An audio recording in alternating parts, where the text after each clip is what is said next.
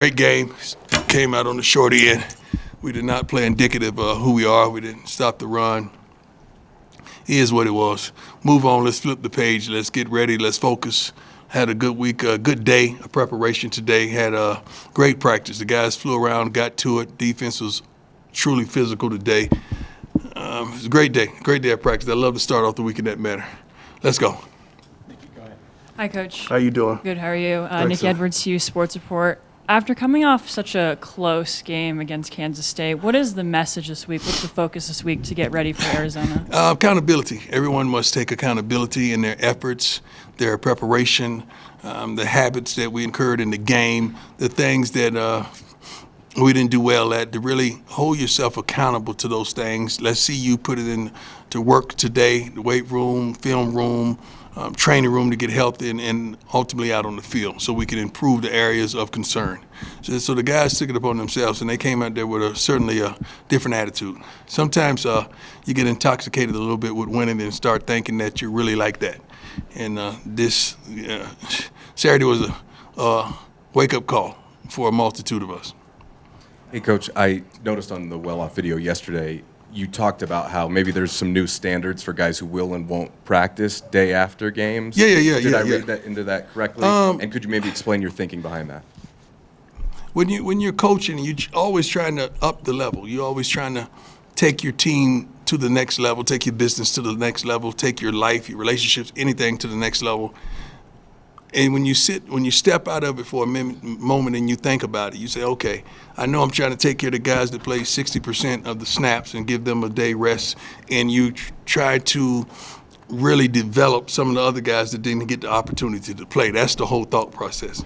But if you give up several sacks and you see the guys over there, what does that say to the team? What does that say for the teammates? You got to really think about all those things. If we giving up deep balls and you over there chilling, and you just, your teammates looking at you like, hey, shoot, why you ain't out there? You need to be working on your game.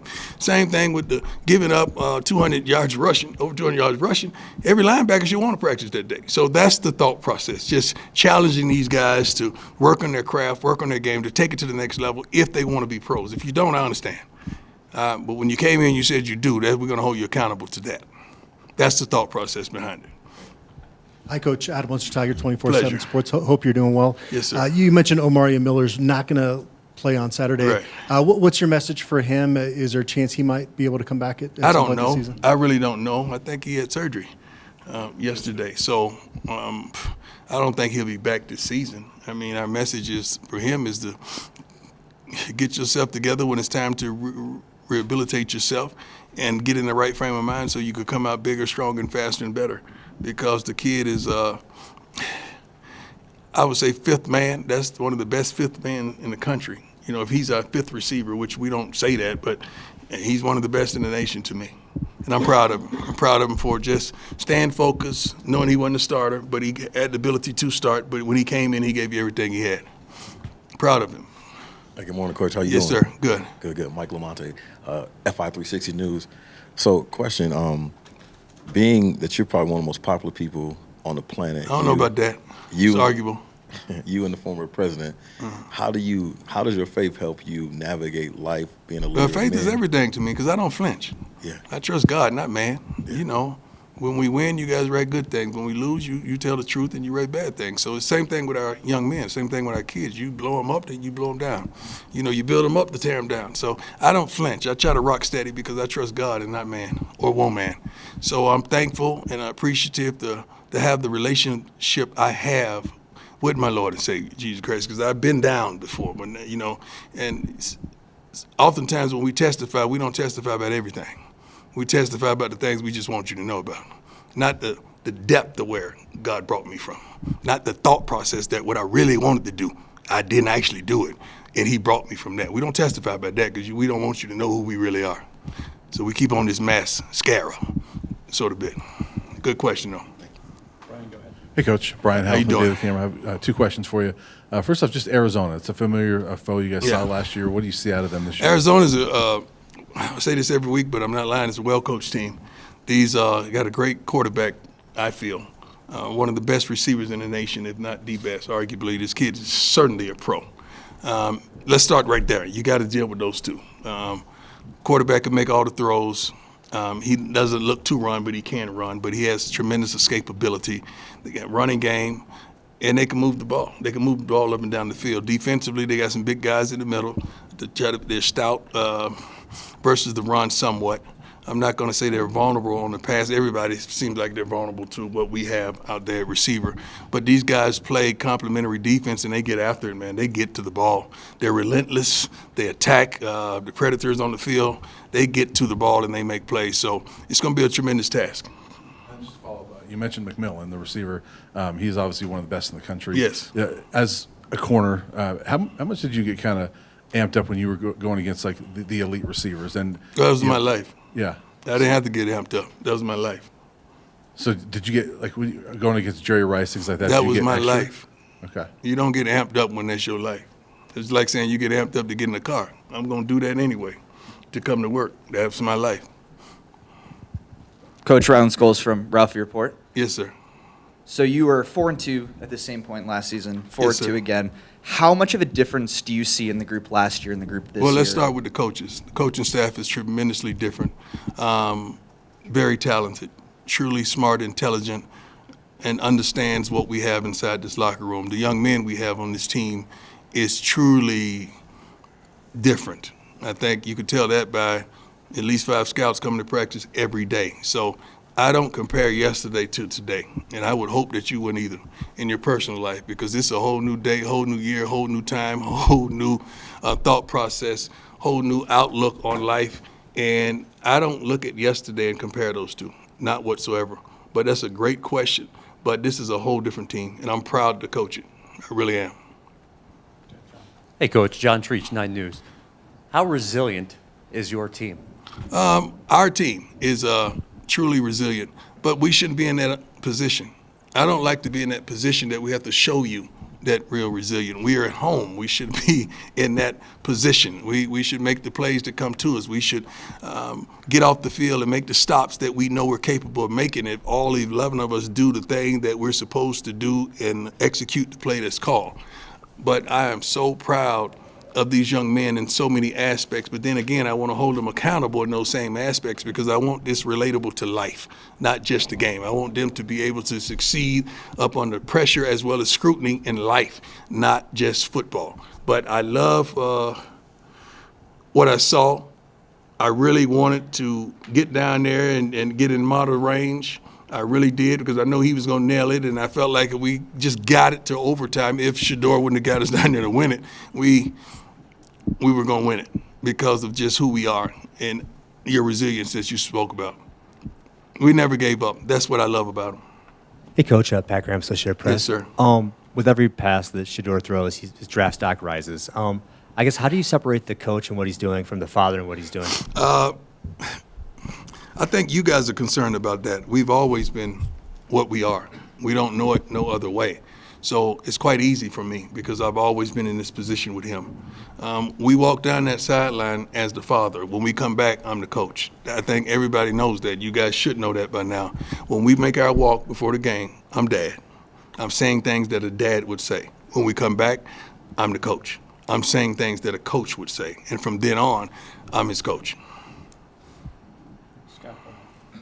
Morning, Coach. How you doing, sir? I'm doing well. Scott Proctor at the Coloradoan. You mentioned a little bit about T-Mac, Arizona's star receiver. Yeah. He went for, I think, 109 yards, touchdown last year. From your perspective, what's the best way to try to slow him down? And obviously you and Coach Livingston have a penchant for playing man defense. Is that something you Well, we feel don't want to give comfortable? away the game plan, but we're going Fair to try our enough. best. I mean, a lot of people have tried their best, but the kid is phenomenal. He's exceptional. That's why he's one of the best in the country. And as a quarterback, that one of his best friends that's going to find a way to get him that ball. It's kind of like what Shedeur and Travis does. So it's going to be a task, man. But I'm pretty sure our guys will be up for it. Kid is exceptional, though. Hey, Coach, how are you? How you doing? Doing good. I saw a clip recently. I think you were with Matt Barnes.